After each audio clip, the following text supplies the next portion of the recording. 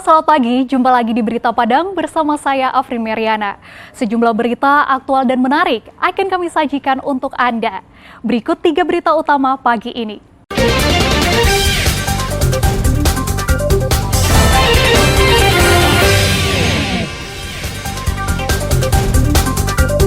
Pasca kebakaran SDN 04 Simalanggang, puluhan murid mengungsi belajar di MDA sebuah masjid. Bertransaksi dengan polisi yang menyamar, seorang pengedar sabu-sabu ditangkap. Razia mendadak di Lapas Muaro Sijunjung, petugas mencari senjata tajam, telepon genggam, dan narkoba.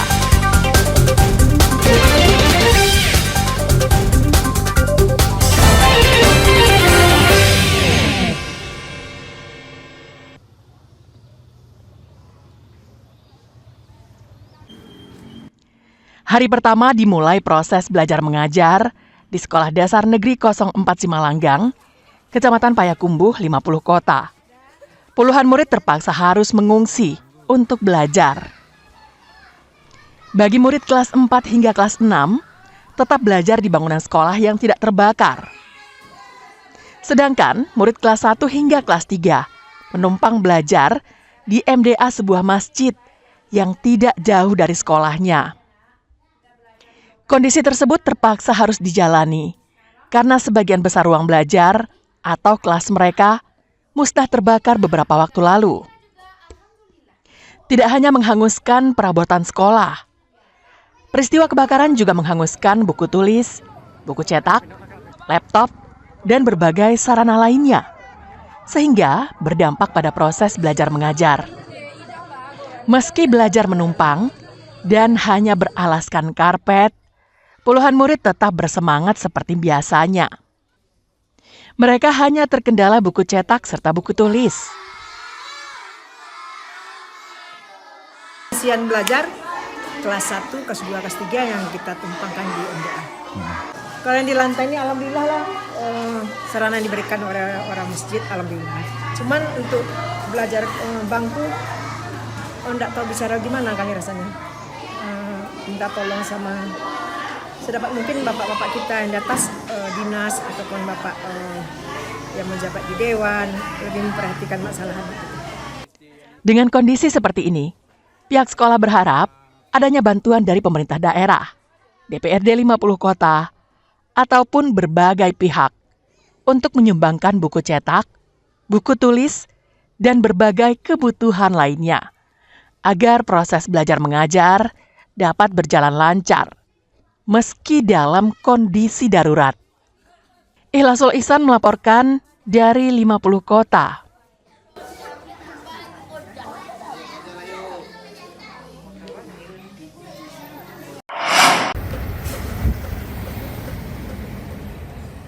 "15 oknum pejabat di lingkungan pemerintah Pariaman dilaporkan warga ke Bawaslu setempat. Mereka diduga terlibat dalam memberikan dukungan terhadap salah satu pasangan calon. Mereka juga tergabung dalam sebuah grup di media sosial. Bawaslu Pariaman yang dihubungi Rabu membenarkan adanya laporan dugaan netralitas ASN dan langsung menanggapinya. Bawaslu bersama Gakumdu masih mengklarifikasi secara tertutup para ASN itu, 3 saksi dan seorang pelapor. Adapun dugaan pelanggaran yang dilaporkan oleh masyarakat tersebut adalah dugaan pelanggaran netralitas ASN. Nah, kemudian laporan ini ditindaklanjuti oleh Bawaslu Kota Pariaman dengan melakukan kajian awal. Kemudian tahapan sekarang adalah tahapan klarifikasi. Pemerintah Kota Pariaman menyebut telah menerima informasi ini dan bahkan menjadi pembicaraan hangat di tengah masyarakat. Untuk itu, dalam waktu dekat, pihaknya akan memeriksa secara internal terkait laporan ini. Sama-sama kita ketahui telah terjadi pembicaraan yang ini viral di media sosial. Sedangkan itu ada pihak-pihak yang merasa dirugikan yang mengadukan, ya kita hormati itu. Dan kita sudah sampaikan kepada seluruh ASN yang dipanggil untuk mengikuti itu dengan baik. Ya, kita sebagai tim netralitas ASN, saya juga akan melakukan pemeriksaan karena terkait dengan tindakan-tindakan tersebut kan perlu kita periksa, perlu kita buktikan bahwa narasi-narasi yang terjadi di media sosial yang kita ikuti itu benar adanya atau tidak. Dugaan pelanggaran pilkada ini amat disesalkan warga. ASN yang seharusnya netral malah memberikan contoh yang tidak baik yang menimbulkan keresahan di tengah masyarakat. Eki Rafki melaporkan dari Pariaman. Belum juga di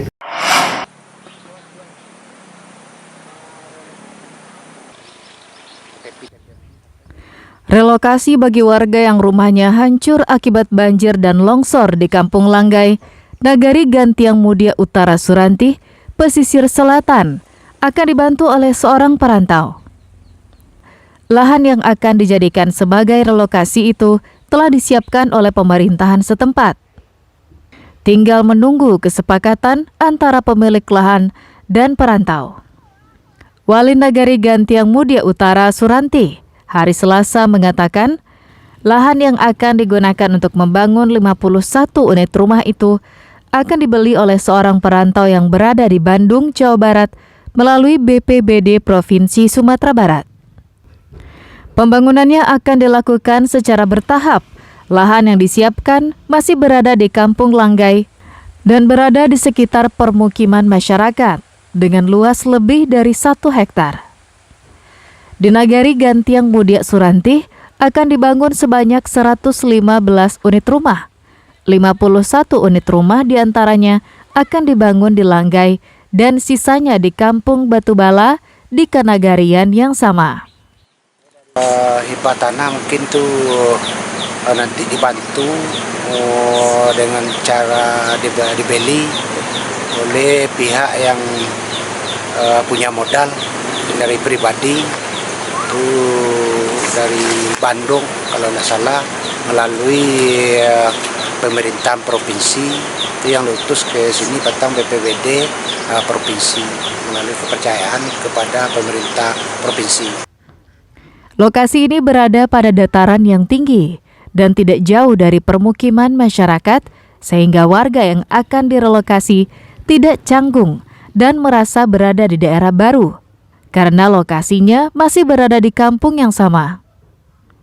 Apa yang dilakukan perantau dari pesisir selatan ini bisa menjadi contoh bagi perantau lainnya, bahwa membangun kampung halaman tak hanya berharap pada pemerintah, tapi bisa dilaksanakan secara mandiri dan dibuktikan dengan kerja nyata.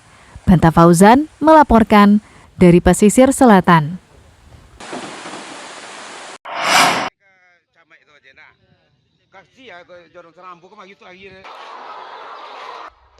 Untuk mendukung ketahanan pangan jenis telur ayam, kelompok Matahari Tabi Nagari Sasa beternak ayam petelur. Lokasi kandang terletak di Nagari Sasa, Kecamatan Sasa Ranah Pasisia, Pasaman Barat. Dalam 1 bulan, telur ayam yang dihasilkan bisa mencapai 900 papan, dengan omset bulanan mencapai 36 juta rupiah. Selain itu, harga telur ayam yang dijual lebih murah Rp5.000 hingga Rp6.000 per papan jika dibandingkan harga di pasaran. Kini, harga telur ayam jika dibeli di kandang sekitar Rp40.000 per papan. Jika diantarkan ke rumah-rumah, maka akan dikenakan ongkos kirim sebesar Rp3.000 per papan. Di pasaran, harga telur ayam dijual dengan harga Rp45.000 hingga Rp48.000 per papan. Menurut salah seorang anggota kelompok, dari hasil telur ayam yang dikelola kelompok tani ini belum mencukupi untuk kebutuhan warga Nagari Sasa. Mereka berharap warga lain juga membuat kelompok tani beternak telur ayam. Untuk sekali sebulan penghasilan itu cuma 36 juta. Kalau untuk biaya makan 850 kali 30. Ya sekitar itu Pak ya? Ya. Kita memang untuk bantu masyarakat, gimana kita mau jual mahal. Kalau dapat 2 kandang lagi, tidak enak kalau dapat. Karena harga kita ini tidak terlalu mahal, orang di sini semua. Menurut Camat Sasa Ranah Pasisia, sumber dana ternak ayam petelur berasal dari dana desa Nagari yang dikelola secara swadaya oleh kelompok, yang diperuntukkan membantu warga menjaga kestabilan harga. Tujuannya supaya terpenuhi kebutuhan pangan yang ada di Negari Sasak, karena program stunting yaitu tertinggi termasuk di Negari Sasak juga tertinggi. Jadi ini salah satu langkahnya itu, Bu? Iya. Kalau untuk harga sendiri gimana ini, Bu? Kalau harga sendiri dibanding dengan pasaran yaitu berkisar, kemurahan di sini ada 5.000. Selain untuk menjaga ketahanan pangan di Kecamatan Sasak Ranah Pasisia, tujuan beternak ayam petelur juga untuk mendukung program pemerintah, terutama dalam upaya penurunan angka stunting. Safatul Ulum melaporkan dari Pasaman Barat.